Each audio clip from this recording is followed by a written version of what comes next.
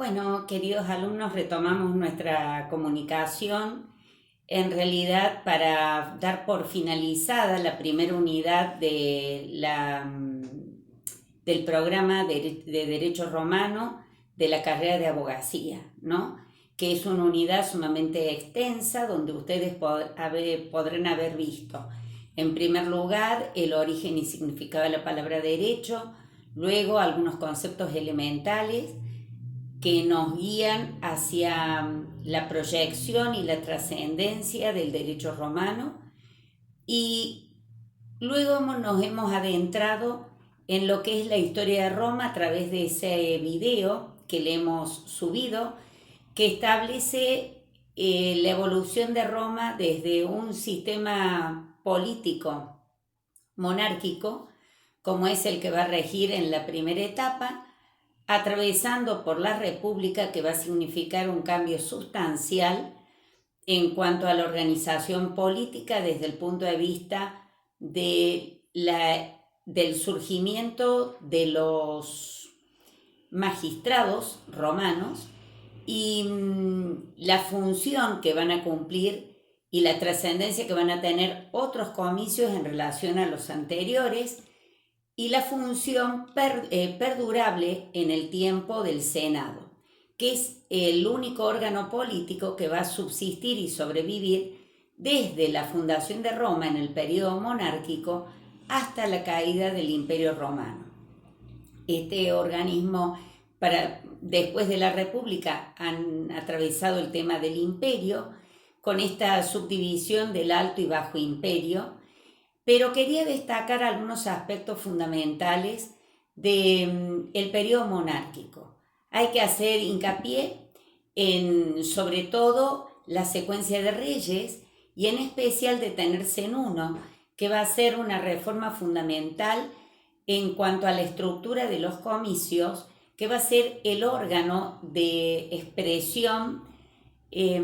ciudadana, si se quiere, porque van a ser los que van a elegir al monarca, el que lo va a sustituir ante la hipótesis de fallecimiento o ante la hipótesis de fallecimiento del monarca o alguna circunstancia que lo lleve a declinar en el cargo. En cuanto al tema de la monarquía, por eso hay que hacer hincapié en la persona de Servio Tulio y las reformas que impone sobre qué estructura la sociedad romana y el surgimiento del primer censo, que esto va a ser fundamental porque va a ser tomado por la República para denominar a un magistrado que va a ser el censor, que va a desempeñar desde esa primera época la tarea de hacer una cuantificación de la población romana y subdividirla conforme a su riqueza. Luego, la circunstancia de la caída, y en la República destacar especialmente, podríamos decir, la figura de los magistrados, cómo van a ir apareciendo los mismos paulatinamente, no intempestivamente. Primero aparecen los cónsules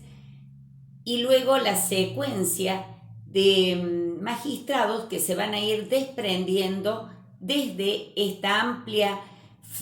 amplias facultades o tareas que pesaban precisamente sobre los cónsules. De allí van a ir surgiendo paulatinamente las distintas magistraturas romanas, que van a tener todas una serie de caracteres comunes. Primero, podríamos decir, o no primero, segundo el orden de los factores, acá no altera el producto, pero sí una característica central va a ser la colegialidad. Es decir, la circunstancia que siempre van a ser dos o más los que van a desempeñar esta actividad, cualquiera de las magistraturas a las que hagamos referencia. Luego, otro carácter es que van a ser precisamente electivas, pero esta electividad a su vez está conectada con otro aspecto que es la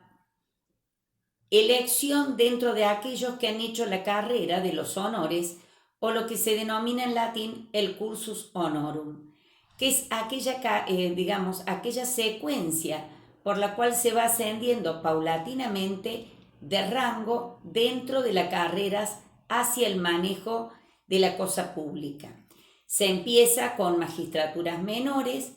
y para llegar a la magistratura superior. Otro aspecto que podemos señalar es que el carácter de las magistraturas es precisamente que van a ser honoríficas.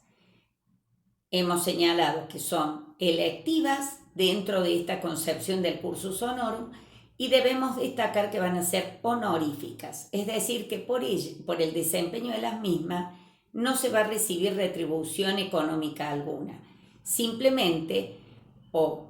significativamente tener la representatividad del ciudadano en distintos estamentos o estadios del gobierno republicano, lo cual significa un verdadero honor y una verdadera cualidad que se va a tener presente para este ciudadano. Otro carácter común que van a tener estas magistraturas es que van a ser anuales, a excepción de algunas, como es el caso del dictador, como es el caso del censor, que invito a ustedes a profundizar en los textos para explicitar el motivo por el cual van a durar un escaso tiempo, en el caso del dictador, en su tarea, porque justamente la esencia de la dictadura es subsanar inconvenientes o problemas que se aquejan a una determinada población, en este caso Roma,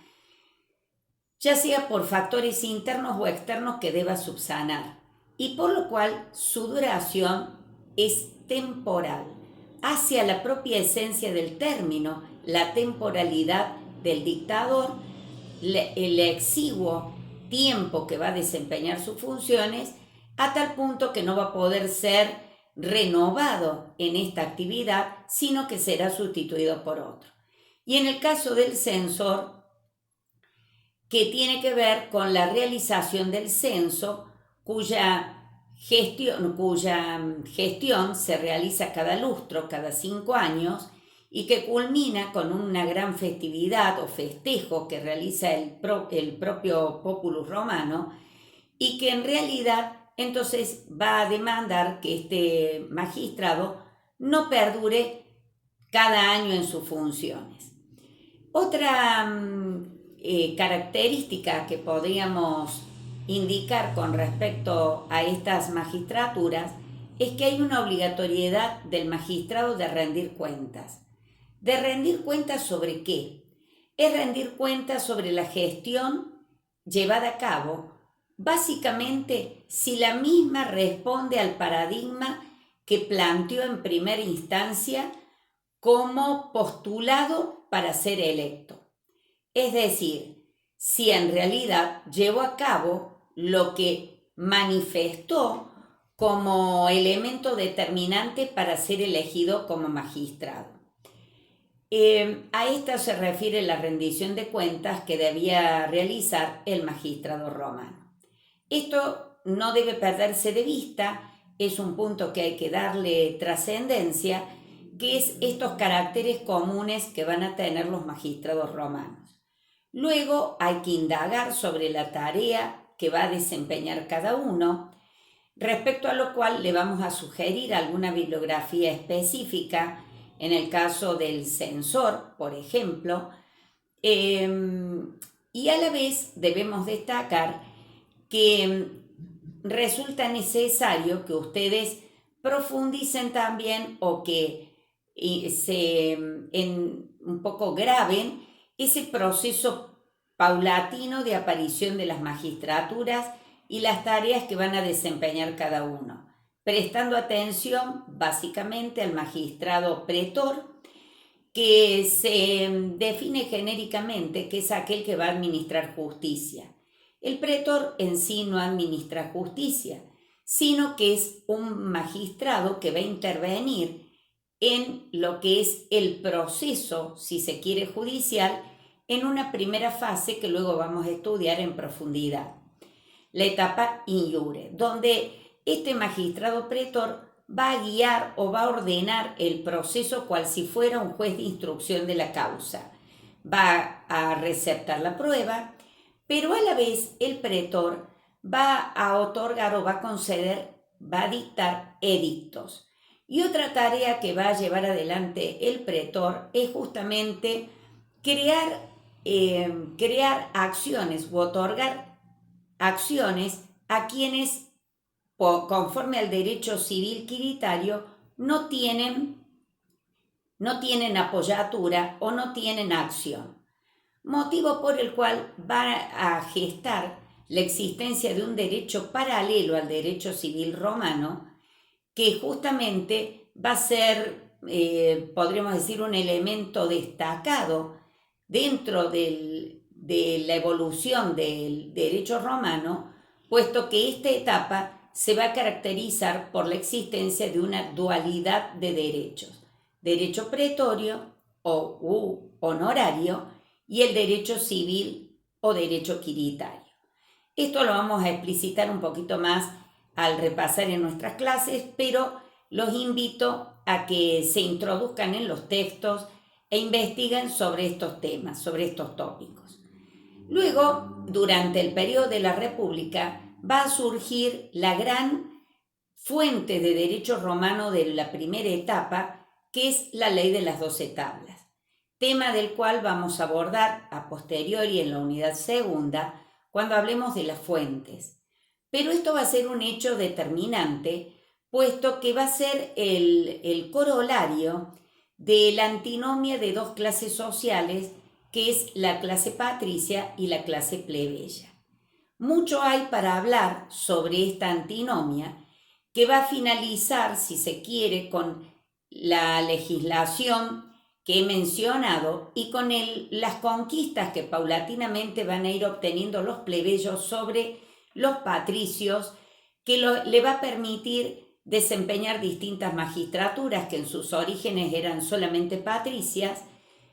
hasta llegar hasta la máxima magistratura, que es el consulado, combinando las dos clases sociales, los patricios y los plebeyos, el manejo del poder. Siempre va a haber un cónsul patricio y otro plebeyo. En cuanto al periodo republicano, también hay que hacer foco en la labor del Senado. El Senado va a estar constituido por los ex magistrados, ¿bien? Y esto en un orden decreciente de acuerdo a la importancia que va a tener cada uno de los magistrados. Por eso van a tener prioridad para poder acceder al Senado los excónsules, ¿bien? Y luego, así sucesivamente, en orden decreciente, hasta llegar a las magistraturas menores. Porque una de las clasificaciones que se habla de las magistraturas, fuera que se dice que son curules, no curules, se habla de magistraturas mayores y menores. Bien, estas, justamente las mayores, son aquellas que van a estar en un determinado rango y que en este caso, digamos, van a tener mayor posibilidad de acceso, volviendo al tema del Senado, a ocupar una banca en el Senado. El Senado va a ser un órgano de carácter vitalicio, por lo cual es dificultoso poder acceder al mismo si no se produce una baja, una vacante a través de la muerte o haber declinado el designado en el cargo, haber renunciado al cargo, y en ese caso va a ser sustituido por otro. Quien va a elaborar precisamente, quienes tienen posibilidad de acceso al Senado, va a ser precisamente el magistrado llamado censor, que va a elaborar lo que es el álbum senatorial y va a ir dando las indicaciones respecto a quién puede sustituir alguna baja que se hubiere producido dentro del contexto del Senado. Otro punto al que hay que prestar atención es el caso de los comicios. Los comicios que antiguamente vamos a ver que estaban constituidos, digamos, solo por la clase patricia durante el periodo monárquico y que ya aquí van a tener una composición patricio-plebeya. Y estos comicios ya no van a ser los comicios por curia de la época monárquica, sino que van a ser los comicios por centuria y luego van a tener relevancia o trascendencia los comicios tribados. Por lo cual vamos a ver que permanecen los tres órganos de poder y podríamos indicar que el periodo que le continúa, que va a ser el periodo del imperio, que nace con Augusto, con el llamado Principado, Augusto va a establecer una modalidad gubernamental que se denomina diarquía, gobierno de dos cabezas, porque estaba, digamos, centralizado en la persona del príncipe y en la figura del Senado. El Senado va a estar conformado básicamente por los adeptos al príncipe. Bien, ya no van a formar parte de ese Senado los ex magistrados. Las magistraturas pierden trascendencia, van perdiéndose en los arenales de la historia, porque en realidad van a ir siendo intrascendentes, no van a tener tareas que desempeñar y la prioridad y el manejo del Estado o del imperio va a estar a cargo primero del llamado príncipe. Este periodo del principado resulta interesante, es el que luego se conoce históricamente como el siglo de oro, es el siglo de Augusto, que es un siglo de esplendor para el dominio romano. Hay expansión territorial que ya se había producido durante el periodo de la República y previo justamente al surgimiento de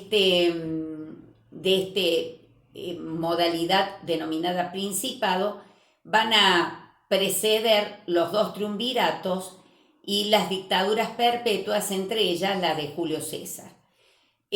Retomando lo del imperio, les decía que ese periodo de esplendor va a estar caracterizado por una sucesión de carácter hereditario, ¿bien? Lo cual no va a dar tan buenos resultados, tal como ustedes lo han podido apreciar en el video,